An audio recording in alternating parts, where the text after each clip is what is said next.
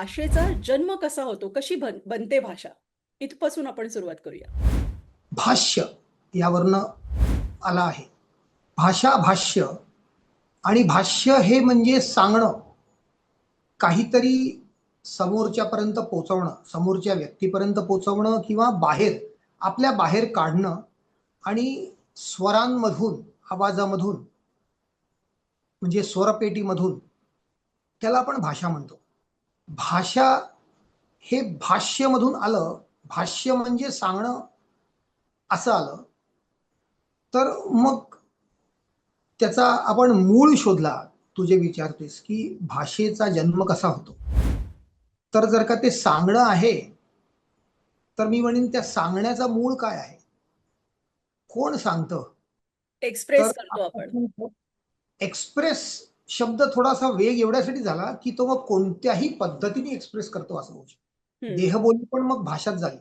पण आपण त्याचंही आत्ता त्याचा विषय घेतला नाहीये देहबोलीचा, किंवा एनी फॉर्म ऑफ एक्सप्रेशन ते तसं नाहीये. आपण असं म्हणतोय की भाषा, असं बोलणं किंवा भाष्य करणं असं. तर मग व्यक्त होणं आवाजाद्वारे, मग काही विशिष्ट आवाज काढतो ज्यांना आपण उच्चार म्हणतो. त्या उच्चारांवरनं शब्द म्हणतो. शब्दांसोबत व्यंजन, क्रियापद जोडतो आणि मग हळूच एक वाक्य जन्माला येतं. या सगळ्याचा विचार करण्यापूर्वी आपण एक थोडंसं साईडला जाऊ आणि 2 सेकंदात विषयावरती येऊ. हं. बोलत कोण नाही असं विचारलं तर याचं उत्तर फार गंभीरपणे माणूस विचार करायला लागेल आणि म्हणेल की सगळेच बोलतात. तर मी म्हणेन सगळे म्हणजे कोण? मी फक्त माणसाची गोष्ट करतोय? तर मग ती व्यक्ती कबूल करेल की सगळेच म्हणजे प्राणीजात पण बोलतात. बरोबर आहे. तर मग हा प्रश्न निर्माण व्हायला पाहिजे किंवा मनात यायला पाहिजे माणसाच्या, की भाषेचा जन्म कधी झाला? तर तुम्हाला असं म्हणायचंय, मला हे समोरून विचारायचंय प्रश्न, की माणूस आहे आणि माणसाने भाषा जन्माला घातली असं तुम्हाला म्हणायचंय का? असं तुमच्या प्रश्नामध्ये अभिप्रेत आहे का? असं मी विचारलं तर मग तो खूप खोलवरती विचार उजाला पाहिजे. थोडक्यात उत्तर द्यायचं तर भाषेचा जन्म कधी झाला हे माहीत नाही. आता एक छोटंसं उदाहरण देतो. आणि तसं म्हटलं तर ज्या प्राणी मात्रांविषयी किंवा ज्या प्राण्याबद्दल मी बोलतोय, तो प्राणी तसं बघितल्यास माणसापासून खूप दूर आहे. म्हणजे माणसाची बुद्धिमत्ता, माणसाचं शक्तिशालीपणा, कुवत कौशल्य म्हटलं तर तो प्राणी खूप मागे पडतो आपल्या. आफ्रिकेमध्ये एक प्रकारची माकडं आहेत. त्यांना म्हणतात वर्वेट मंकी. VERVET. हं. वेल्वेटचं एलच्या ऐवजी आर लावायचं, वर्वेट. आता ही माकडं आहेत. या माकडांची शिकार 3 प्रकारचे शिकारी करतात. एक म्हणजे बिबट्या, दुसरा म्हणजे आफ्रिकेतली गोल्डन ईगल, आफ्रिकन ईगल. ती खूप मोठी घार असते. आपण गरुड पक्षीसारखी म्हणू शकतो त्या घारीला. सो बिबट्या, ती मोठी घार आणि मोठा आफ्रिकन अजगर, ज्याला आपण आफ्रिकन पायथन म्हणतो. हं. आता ही 3 प्राणी या वर्वेट मंकीचा शिकार करतात. हा माकड आकाराने बराच लहान असतो. एकदम लहान नाही, पण लहान असतो तसा. म्हणजे एवढे काही स्नायू नसतात, त्याचे मसल्स नसतात मोठ्या माकडांचे. बाबूंचे असतील किंवा चिंपांजी, गोरिलाचे, तसे तर नाहीच. छोट्या आपल्या लंगूरपेक्षा पण थोडा लहान असतो. भारताचे काळ्या तोंडाची माकडं असतात त्यांच्यापेक्षा लहान असतो. हा वर्वेट मंकी या 3 प्राण्यांपासून अत्यंत सावध असतो. कारण की हे 3 प्राणी त्याचा शिकार करोडो वर्षांपासून करत आले आहेत. आणि म्हणून वर्वेट मंकींचा जो कळप असतो, त्या कळपामध्ये प्रत्येक वर्वेट मंकीला कोण शिकारी येतोय त्याप्रमाणे तसे आवाज काढणं, हे त्याचं एक नैसर्गिक देणगी आहे. तो शिकतो. तर आई वडिलांकडनं बाळ शिकतं आणि बाळ मोठं होतं, मग ते आई वडील बनतं. वर्वेट मंकी बिबट्या आला तर वेगळा आवाज काढतो.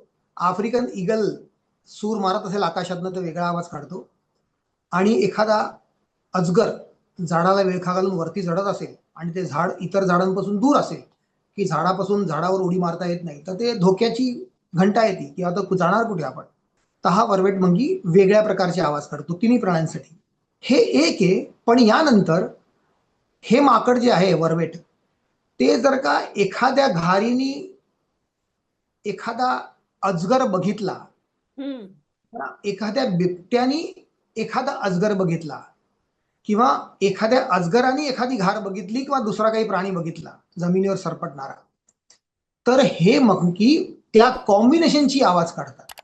बाप रे.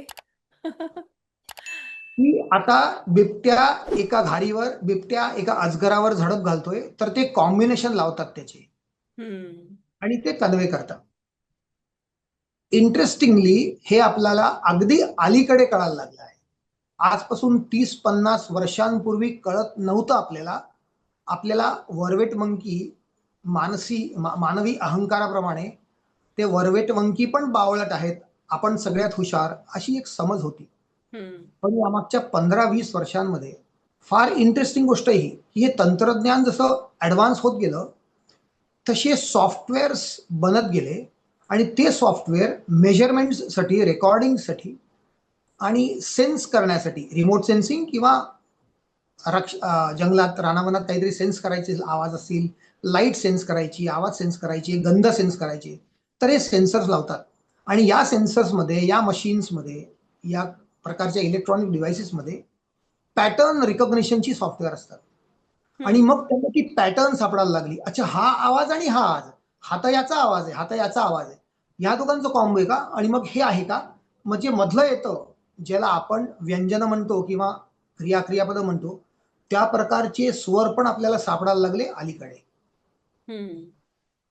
तुझ्या प्रश्नाचं उत्तर द्यायचं आता संपतंय की आपण हा विचार करू नये भाषेचा जन्म कधी झाला. भाषेचा जन्म कधी झाला हे कधीच कळणार नाही. हा प्रश्न कसा आहे की प्राणी श्वास कधी घ्यायला लागले. तर हम्म. प्राणीमध्ये जेव्हा लंग्स आले, ते म्हणजे तुम्हाला असं म्हणायचं आहे का लंग्स असेल तरच प्राणी श्वास घेतो. बरेचसे प्राणी आहे आपल्या झुरळांसारखे जे त्वचेमधून श्वास घेतात. बरोबर. असं नसतं, त्यांचं स्किन मधनं ऍब्झॉर्प्शन होत असतं त्यांचं. आणि त्यामुळे आपल्या ज्या संकल्पना आहेत त्या खूप अलीकडच्या आहेत आणि बऱ्याचशा संकल्पना आपण सुधरवत जातोय. मला या प्रश्नाचं उत्तर असं द्यायला आवडेल की माणसानी हा विचार करू नये कधीपासून भाषा जन्माला आली. माणसाने हा विचार करायला पाहिजे की भाषा किती प्रकारे जन्माला आल्या आणि किती प्रकारे भाष्य करू लागली प्राणी. कारण की स्वाती, अलीकडे झाडं पण एकमेकांशी बोलत आहेत, हे रेकॉर्डिंग होऊ लागले आहे. बाप रे. पण आपण आपला विषय सीमित ठेवतोय, शेवटी अँथ्रोपोकडे यायचंय किंवा माणसाकडे यायचंय, आपल्या भाषेकडे यायचंय, म्हणून आपण तो विचार न करता हा विचार करावा, मानवी भाषा. तर हम्म. मानव कधी झाला ही तारीखच माहित नसेल की एक दिवशी तो माकड होता आता मानव झाला, असं काही नसेलच. तर मग ते पूर्वापार चालत आलंय, इतर प्राण्यांमध्ये असेल. आपल्याला अजून 50 वर्ष पुढे जावं लागेल आणि ते इन्स्ट्रुमेंट्स बनवावे लागतील पॅटर्न रिकग्निशनचे, लँग्वेज रिकग्निशनने आपल्याला करेल. अरे हो, मधमाशी पण आवाज करते, झाड पण आवाज करतं, झुडूप असेल एखादं मोगऱ्याचं किंवा एखादं रोप असेल गुलाबाचं, ते पण आवाज करतं, त्याचे पण संवाद असतात. हे कदाचित आपल्याला 10, 15, 20, 25 वर्षानंतर कळेल असं वाटतं.